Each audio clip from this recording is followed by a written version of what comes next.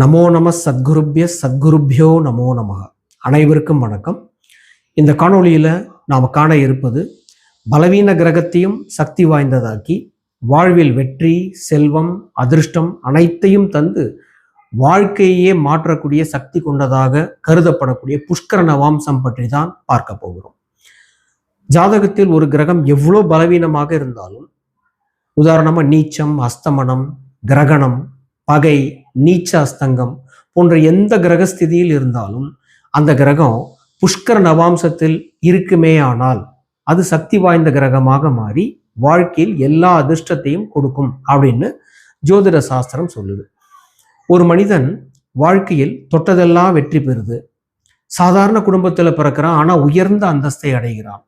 சிலருக்கு மட்டும் கிடைக்கும் இந்த அதிர்ஷ்ட ரகசியத்தின், அதிர்ஷ்ட வாய்ப்பின் ஒரு அமைப்பு என்ன தெரியுமா? அதுதான் ஜோதிடத்தில் மிகவும் சக்தி வாய்ந்ததாக கருதப்படக்கூடிய புஷ்கர நவாம்சம். ஒரு கிரகம் எந்த நட்சத்திரத்தின் பாதத்தில் இருக்கிறது என்பதின் அடிப்படையில் கிடைக்கும் ஒரு அதிசயமான யோகம்தான் இந்த புஷ்கர நவாம்சம்.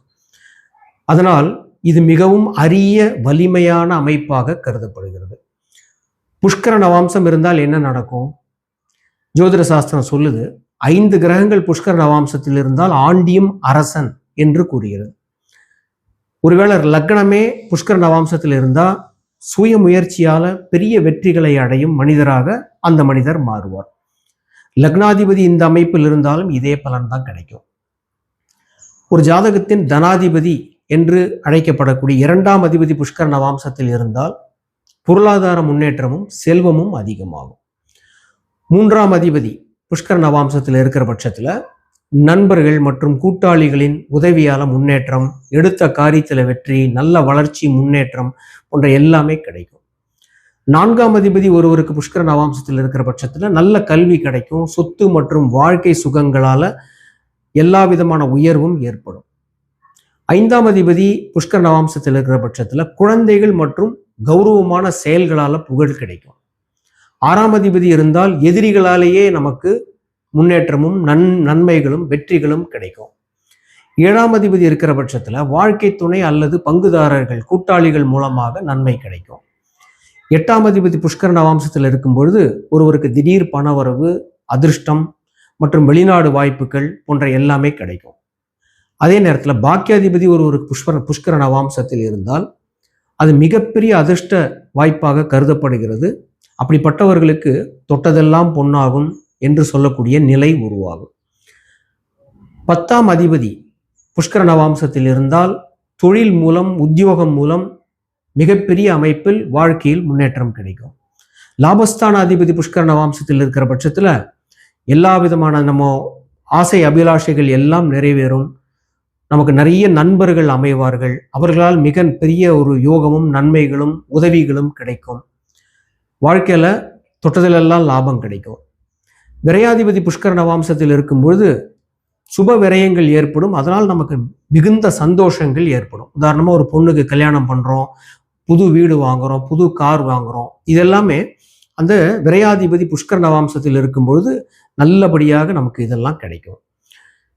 இதுவரைக்கும் புஷ்கர நவாம்சத்தில் கிரகம் இருந்தால் என்ன பலன் என்பதை பார்த்தோம்.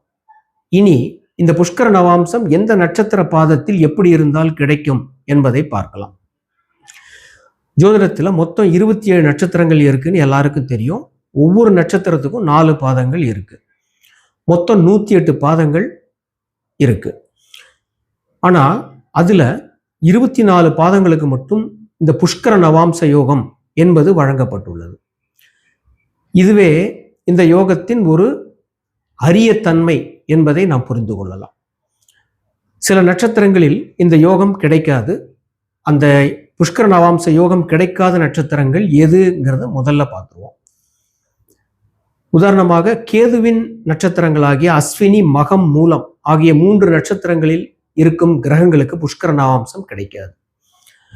செவ்வாயின் நட்சத்திரங்களாகிய மிருகசீரிஷம், சித்திரை, அவிட்டம் போன்ற நட்சத்திரங்களில் இருக்கும் கிரகங்களுக்கும் புஷ்கர நவாம்சம் கிடையாது. அடுத்ததாக புதனின் நட்சத்திரங்களாகிய ஆயில்யம், கேட்டை, ரேவதி இந்த 3 நட்சத்திரங்களில் இருக்கும் கிரகங்களுக்கும் புஷ்கர நவாம்சம் கிடையாது. சரி, இப்ப புஷ்கர நவாம்சம் கிடைக்கக்கூடிய நட்சத்திரங்கள் எது, எந்த முக்கிய பாதத்தில் இந்த புஷ்கர நவாம்சம் கிடைக்குங்கிறதையும் பார்க்கலாம். முதலாவதாக சூரியனின் நட்சத்திரங்களாகிய கார்த்திகை, உத்திரம், உத்திராடம் ஆகிய இந்த 3 நட்சத்திரங்களுக்கும் முதல் மற்றும் 4வது பாதத்தில் அமர்ந்த கிரகங்கள் புஷ்கர நவாம்சத்தில் அமர்ந்ததாக கருதப்படும். சந்திரனுடைய மற்றும் சனியுடைய நட்சத்திரங்களுக்கு 2ஆம் பாதத்தில் அமர்ந்த கிரகங்கள் புஷ்கர நவாம்சத்தில் அமர்ந்ததாக கருதப்படுகிறது. உதாரணமா ரோகிணி, அஸ்தம், திருவோணம், பூசம், அனுஷம், உத்தரட்டாதி இந்த நட்சத்திரங்கள்ல 2ஆம் பாதத்தில் அமர்ந்த கிரகங்கள் புஷ்கர நவாம்சத்தில் இருக்கும்.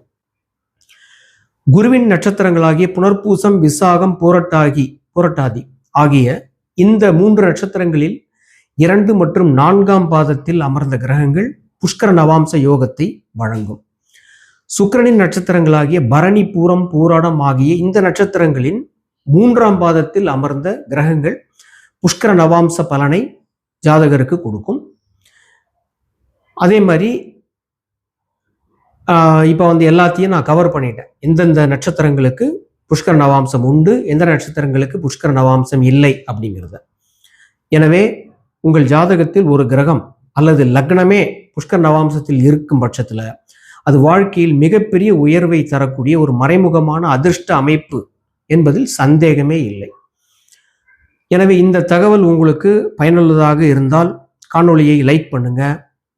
இது போன்ற அரிய பல ஜோதிட தகவல்கள் தங்களுக்கு வந்து சேர மங்கள நிலையம் சேனலை சப்ஸ்கிரைப் செய்யுங்க. லைக் பண்ணி ஷேர் பண்ணி உங்கள் மேலான கருத்துக்களை கமெண்ட் செக்ஷனில் பதிவு பண்ணுங்க. நன்றி. மீண்டும் அடுத்த காணொளியில் தங்களை சந்திக்கும் வரை தங்களிடமிருந்து நன்றி கூறி விடைபெற்றுக் கொள்வது தங்களது அன்பு நண்பன் நிர்மல்குமார் ராமமூர்த்தி, மங்கள நிலையம்.